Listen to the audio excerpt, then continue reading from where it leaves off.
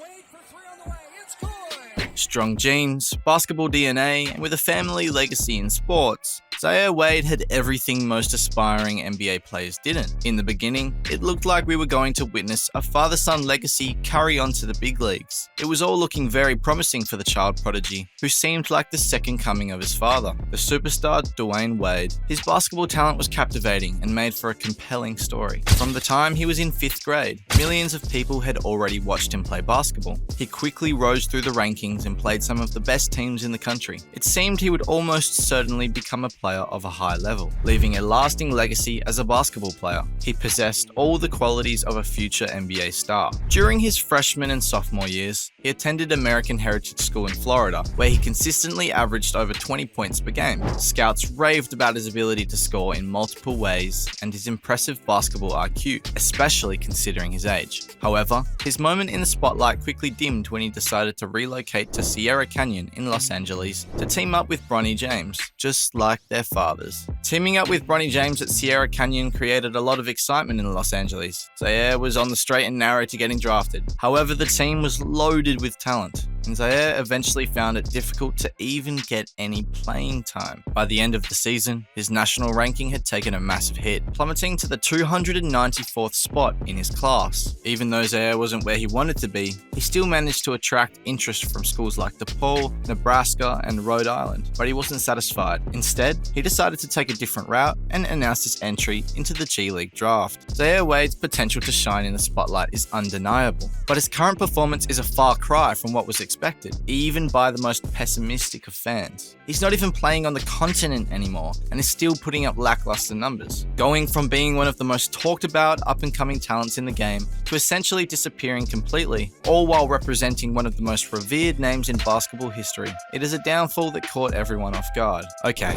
calling it a downfall is a bit harsh. The landscape that young players have to navigate to reach the NBA is extremely rigorous and demanding. Add to that the fact that his entire basketball journey was documented since he was a boy. He attracted attention from all directions as he tried to enjoy the game of basketball. Zaire not only resembled a young D Wade, but he possessed the skills of a versatile shooting guard. He had the ability to drive to the basket, create opportunities for his teammates, and deliver accurate shots from the mid-range. He went on to high school, and everyone thought he was going to dominate the court. Zaire started attending American Heritage High School in his sophomore year, and there was a glimmer of hope as he progressed from being the little kid on YouTube to becoming what seemed to be a serious college prospect. He even received an offer from Nebraska, despite not being among the top 100 players in the nation. His game had several distinct advantages. Although he didn't possess the same level of agility as his father, he earned his father's nickname, the Flash. Zaire's speed was the standout feature of his game, with a decent amount of power near the basket as well. The highlights of his isolations, quick breaks, and over-the-rim finishes kept his name in the press, but otherwise he seemed to be playing at the usual skill level expected from a Division I college player. In his last year of school, Zaire made the switch to Sierra Canyon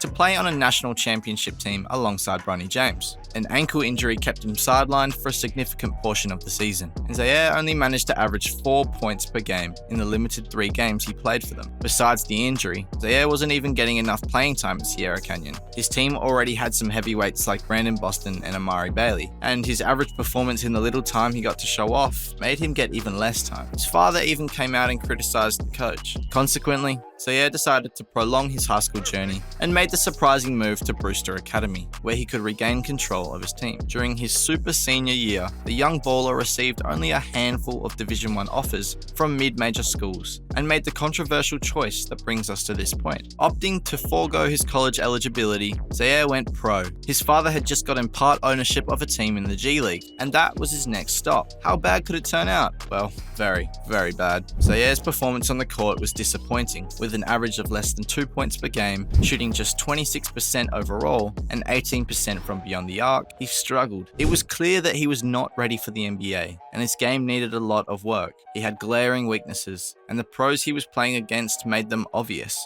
While he did showcase some impressive isolation moves, his performance suffered in other departments. He lacked a strong right arm and the physicality to handle contact near the basket. Skipping college likely prevented him from mastering the basics, limiting his ability to defend and score effectively at the next level. As demonstrated in the G League, he was completely overwhelmed. When you become known for your extravagant and showy moves right from the start, focusing on improving your ball handling skills for fast breaks is often overlooked. Who needs to worry about perfecting their skills in both directions when that epic dunk you just pulled off is going viral with 10 million views? Prioritizing style over substance up to that point in his life had been the focus, which is insufficient for an undersized point guard lacking three-point shooting ability or the ability to defend against opponents at this level. Dwayne Wade has expressed his strong commitment to supporting Zaire's journey to success, but unfortunately, it seems his guidance for his son's developmental path has been less than satisfactory. While it was enjoyable to pair up his child with his best friend's son, it did not contribute positively to his path towards professional sports. If Zaire had stayed on the path that initially caught the attention of colleges, things might have turned out completely different. Although Dwayne Wade had good intentions, it was a detrimental move for Zaire's future to skip his college years and join a team he clearly wasn't ready for. College years are crucial for game development, and very few players manage to skip college and fare well at the top level. Dwayne Wade, of all people, should have known that, considering he was not initially ranked in the top 100 in his high school class, but later emerged as one of the finest players in college basketball. The experience of being part of a structured team for 4 years could have been the ultimate factor in unleashing Zaire's potential. Currently, Zaire Wade is playing for the Cape Town Tigers in the African Basketball League. Will we see him impress the world and make a comeback to the NBA? Maybe. We can only wait and see. Reverting to the G League as a potential pathway to the NBA is also a possibility, but it's unlikely. At just 22 years old, he still has a chance to make it big with significant improvements. However, with every passing second, the dream of making it to the NBA drifts farther and farther out of reach. If you like keeping up with basketball's young stars, then you'll love what we have in store for you. Join us next time as we look at another up-and-coming NBA wonder kid.